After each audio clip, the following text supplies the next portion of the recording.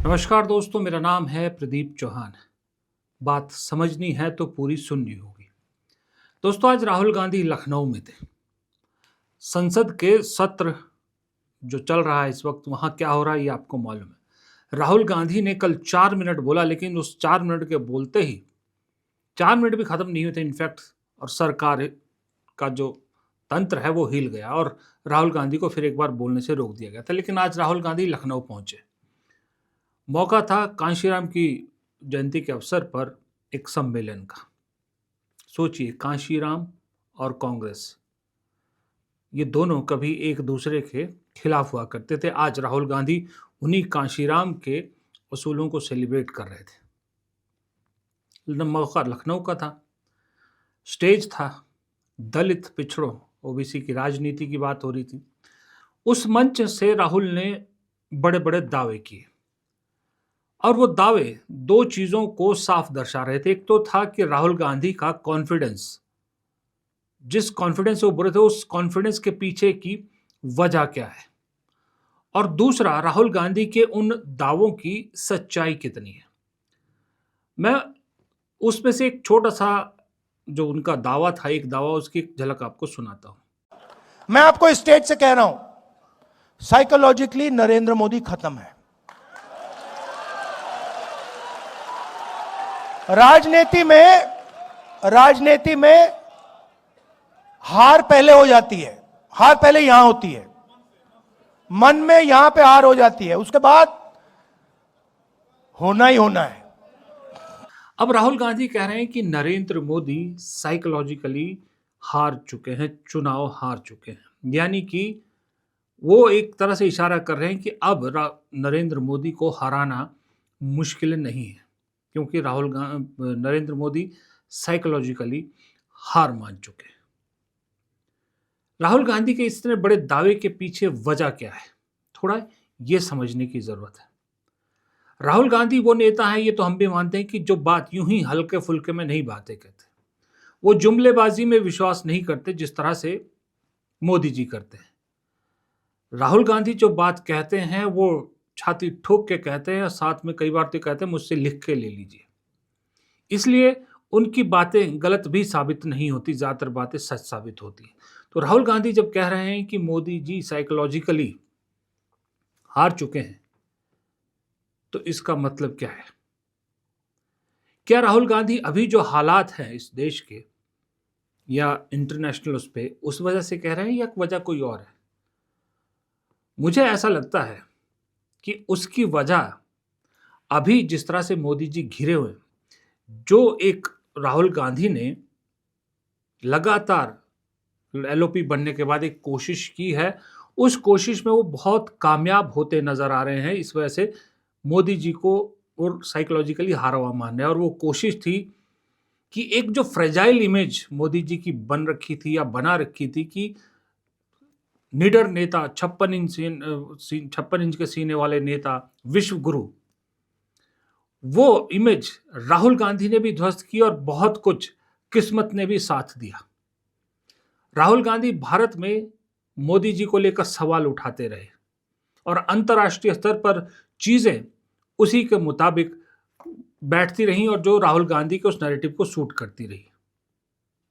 America के साथ trade deal को लेकर मोदी जी की जो फजीयत हुई है, जो सवाल उठे हैं, उनने राहुल गांधी के दावों को मजबूत किया। उसके बाद एप्स्टाइन को लेकर जो बातें उठी, उसमें राहुल गांधी मजबूत हुए। और उसके बाद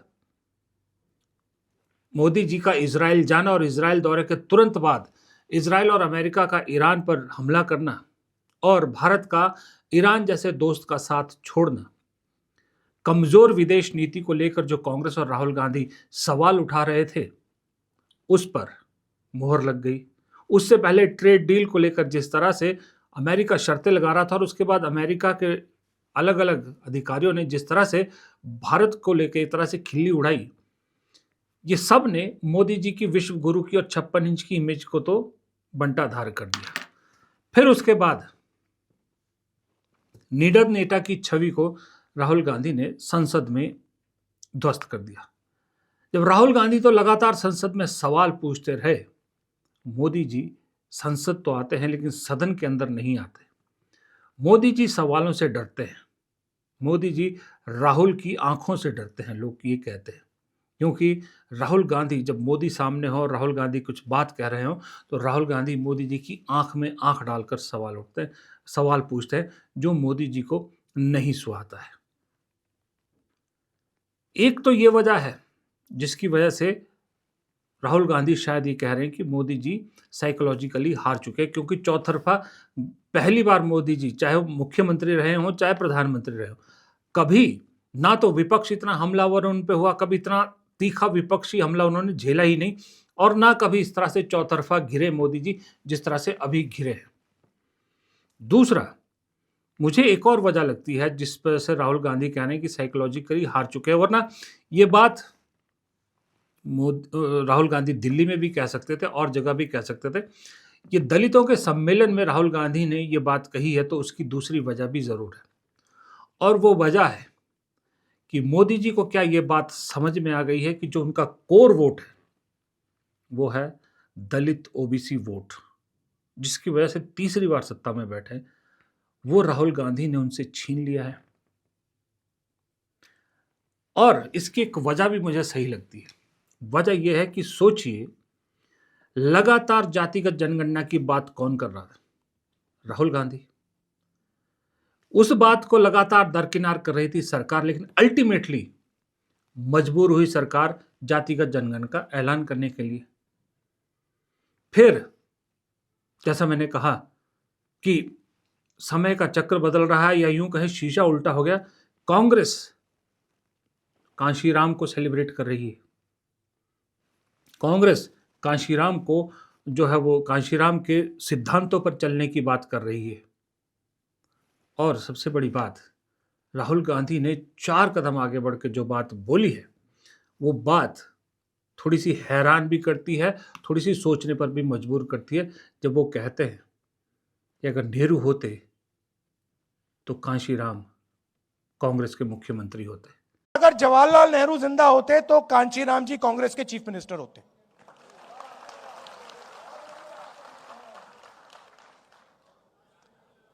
मगर कहने का क्या मतलब है?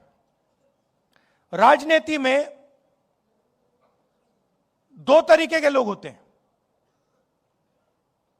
एक कहता है कि मुझे ऐसा पेन चाहिए, दूसरा कहता है मुझे ऐसा पेन चाहिए। मतलब मुझे पेन ऐसा चाहिए कि सब लोगों को फायदा हो, समाज में कोई पीछे ना रहे, और अगर हिंदुस्तान में प्रगति हो रही है तो गरीब से गरीब बच्चा किसी भी वर्ग का हो, उस प्रगति में उसको शामिल होना चाहिए।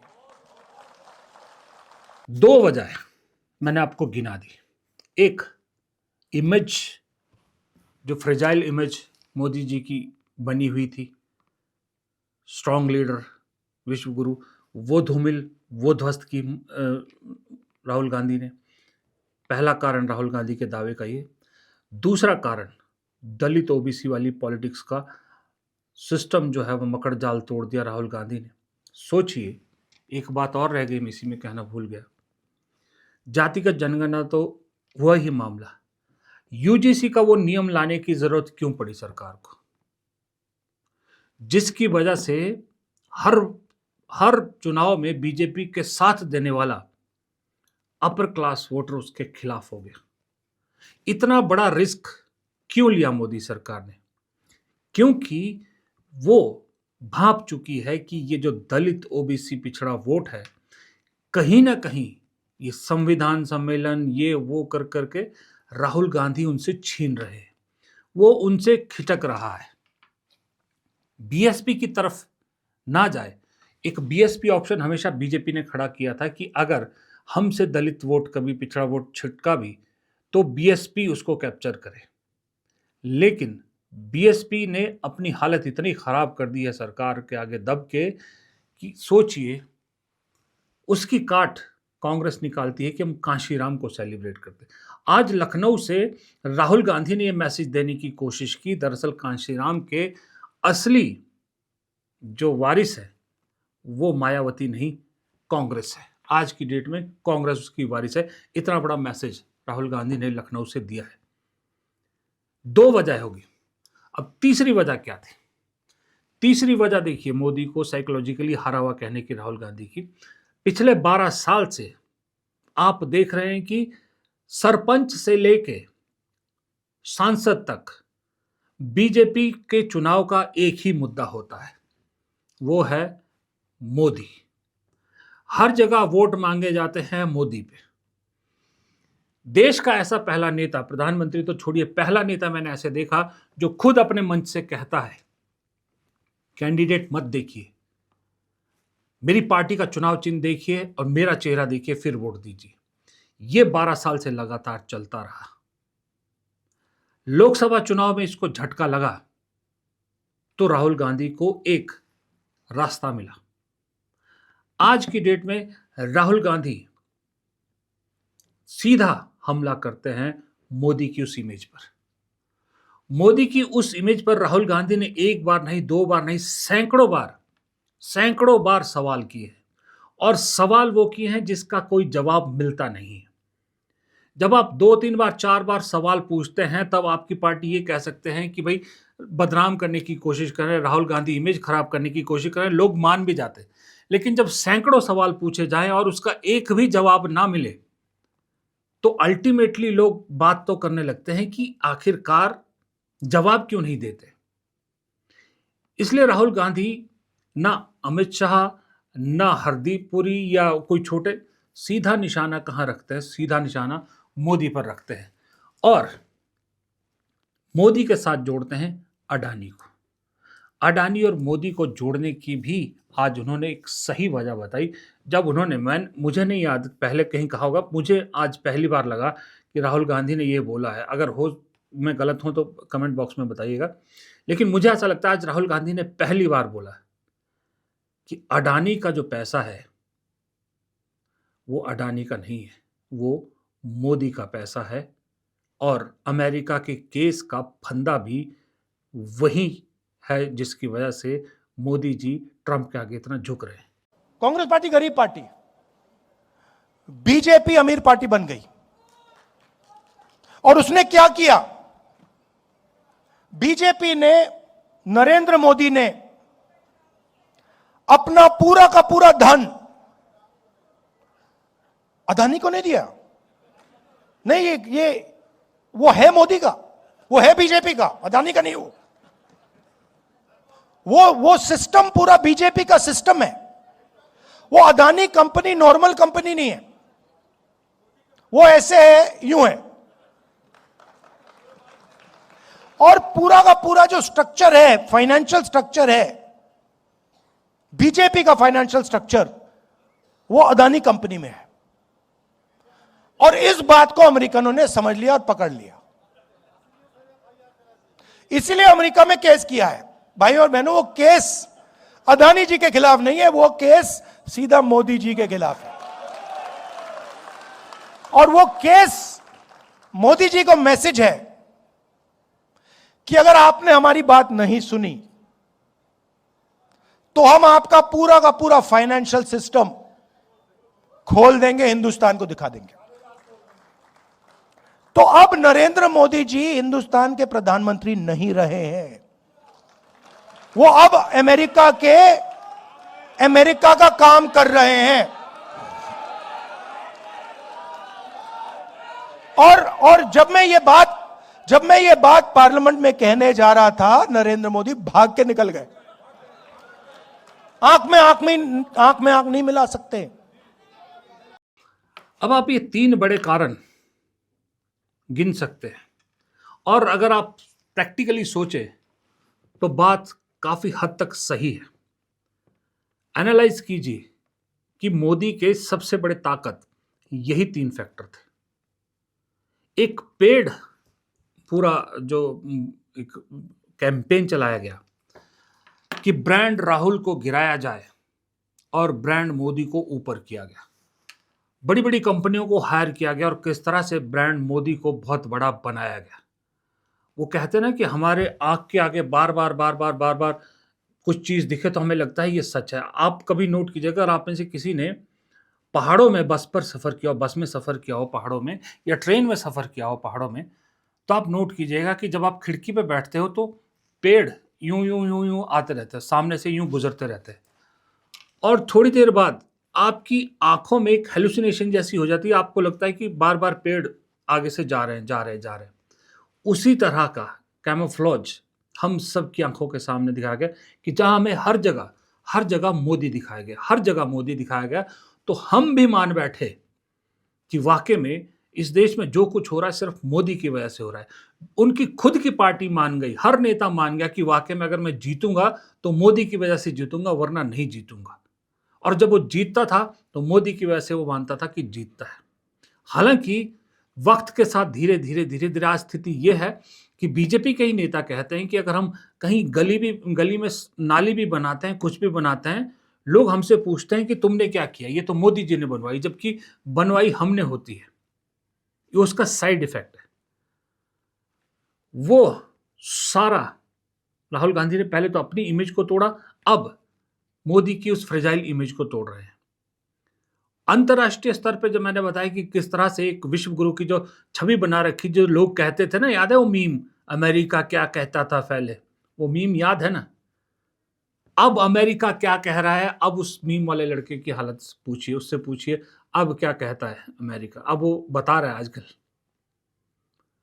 जो कहा गया था कि दुनिया, मोदी बोलते हैं दुनिया सुनती है, आज सबको दिख रहा है कि दुनिया बोल रही है, मोदी सुन रहे हैं।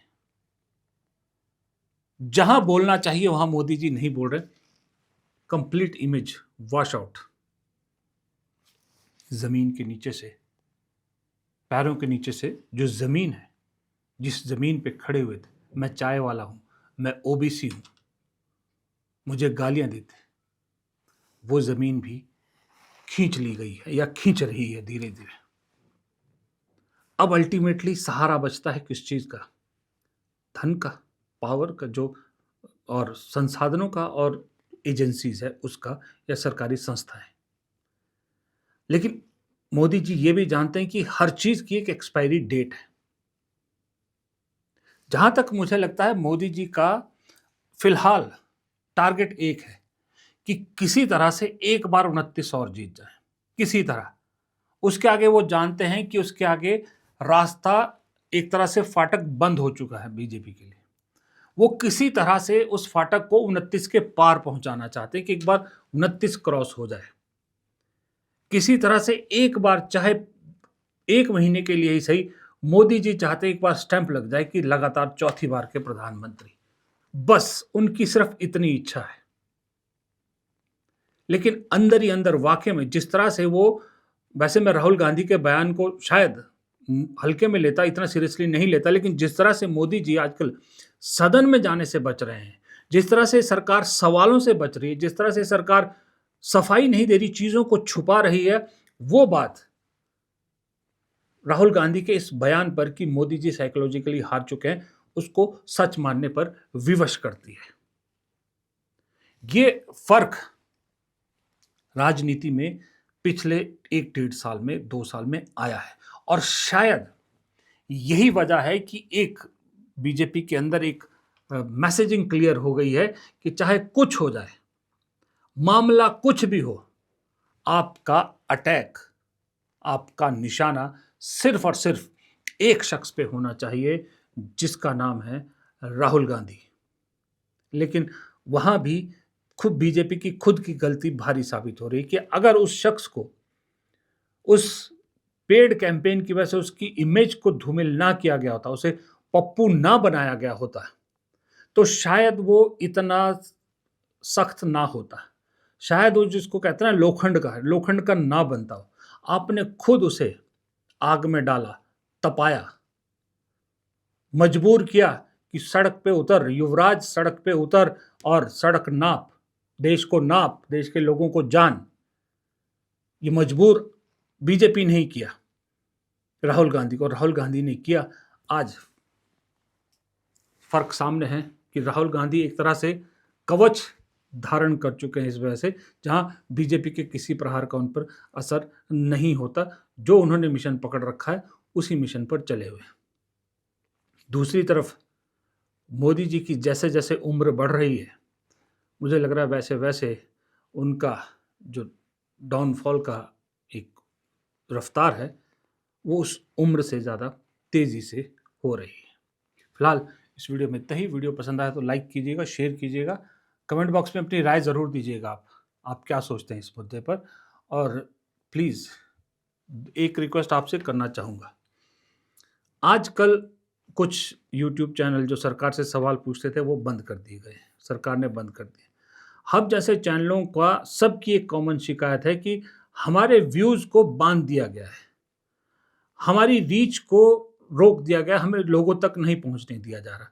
इसलिए आप सब लोगों से एक हाथ जोड़ के गुजारिश है, व्हाट्सएप के ज़रिए जितना ज़्यादा हो सके हमारे वीडियोज़ को शेयर कीजिए, व्हाट्सएप पे डालिए। कम से कम उस रास्ते के ज़रिए हमारे वीडियोज़ को ज़्यादा से ज़्यादा लोगों तक पहुंचाइए और चैनल को सब्सक्राइब करने के लिए लोगों को थोड़ा-सा मोटिवेट कीजिए। नमस्कार।